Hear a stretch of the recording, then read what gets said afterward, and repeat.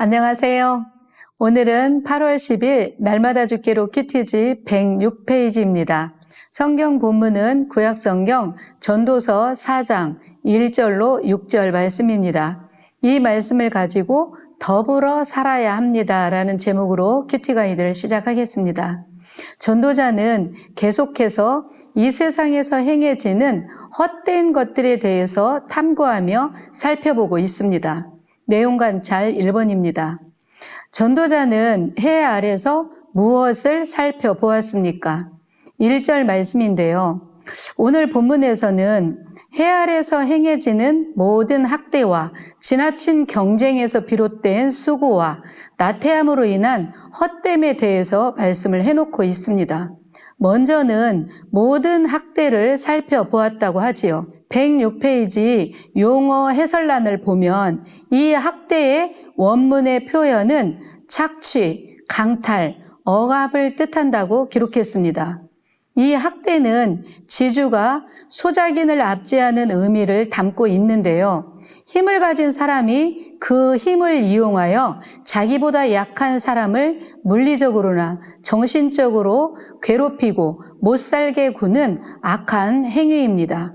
출애굽기 1장을 보면 애굽의 요셉을 알지 못하는 새 왕이 등극하여 애굽을 다스리게 되었을 때의 일이 기록되었습니다. 이스라엘 자손은 매우 강하고 번성해서 기하급수적으로 늘어나게 되었지요.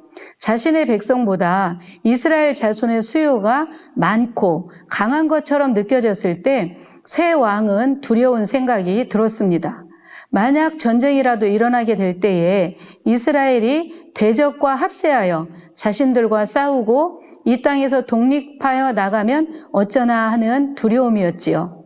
그래서 그는 이스라엘 백성들을 학대하기 시작했습니다.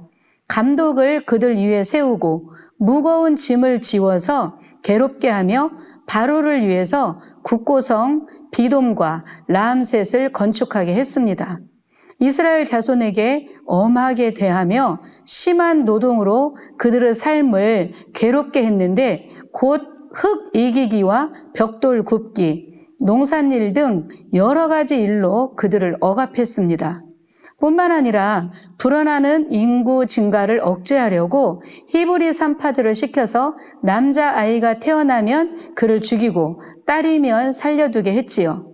결국 이스라엘 백성들은 그 학대에 못 이겨서 하나님께 부르짖고 호소했습니다. 이런 학대는 오늘날도 마찬가지입니다. 회사에서, 노동의 현장에서, 요양원에서, 어린이집에서, 하다못해 가정에서 부모가 자식을 학대하여 죽이는 참혹한 일도 심심치 않게 듣게 되지요. 두 번째, 이런 학대를 보면서 전도자는 누가 복되다고 합니까?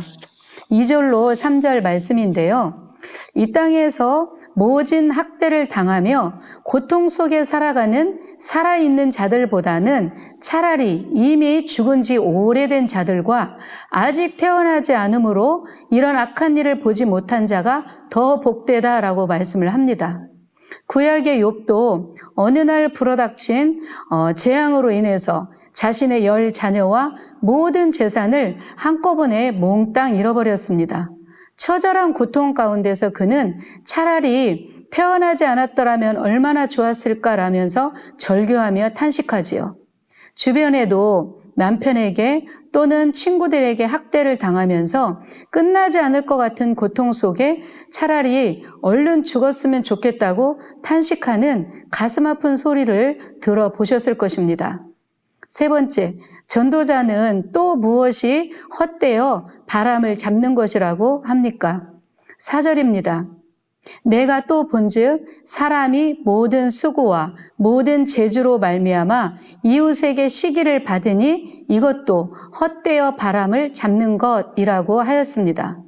이 말씀을 현대인의 성경으로 보면 이렇습니다. 나는 또 사람들이 열심히 일하여 성공하고자 하는 동기가 자기 이웃에게 대한 시기 때문이라는 것을 알았다. 이건 역시 헛되고 바람을 잡으려는 것과 같은 것이다 라고 했습니다. 성공하고자 하는 동기, 부자가 되고자 하는 이유가 성공해서 다른 사람을 돕고자 어려운 이웃들에게 나누고자 함이 아니라는 것입니다. 가족이나 형제나 이웃을 돕고자 함이 아니라 잘 사는 이웃에 대한 시기심 때문이라고 합니다. 내가 너보다는 잘 살 거야 라는 시기심에서 아등바등 사는 것을 보니 이것도 헛되다는 것이지요. 네 번째, 연구와 묵상입니다. 두 손에 가득 채우고자 하는 수고가 한 손에만 가득 찬 평안보다 못한 이유가 무엇인지 묵상해 봅시다. 6절 말씀인데요. 우리의 삶이 비록 가진 것은 작지만 마음의 평안을 누리며 사는 것이 양손에 움켜쥐고도 만족하지 못하며 욕심을 부리며 사는 것보다 낫다는 말씀입니다. 세상은 정말 바쁘고 정신없이 돌아갑니다. 좀 더 잘 살기 위해, 좀 더 가지기 위해 좀 더 하다 보면 어느덧 좋은 시절이 다 지나고 말지요. 아무리 많이 가지고 있다 한들 그 소유로는 사람의 마음에 평안을 얻지 못합니다.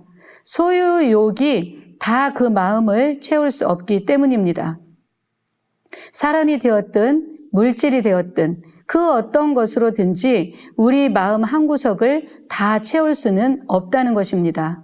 그 비어있는 마음 한구석은 위에 계신 하나님, 즉 성령 하나님과 더불어 사는 은혜로만 채워질 수 있도록 하나님이 만드셨기 때문입니다. 더 나아가 옆에 있는 우리의 이웃과 또 다른 사람들과 더불어 살 때 안정감이 있습니다. 움켜진 손을 펴서 나누며 사는 그때에 평안함이 있는 것이지요. 다섯 번째, 삶의 적용입니다.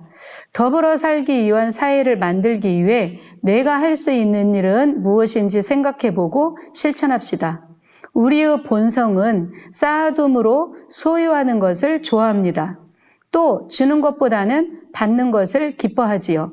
그러나 우리의 그 본성을 거슬러 타인에게 작은 것이라도 나누고 베풀었을 때 기쁨과 즐거움이 배가 되는 것을 경험해 보셨을 것입니다.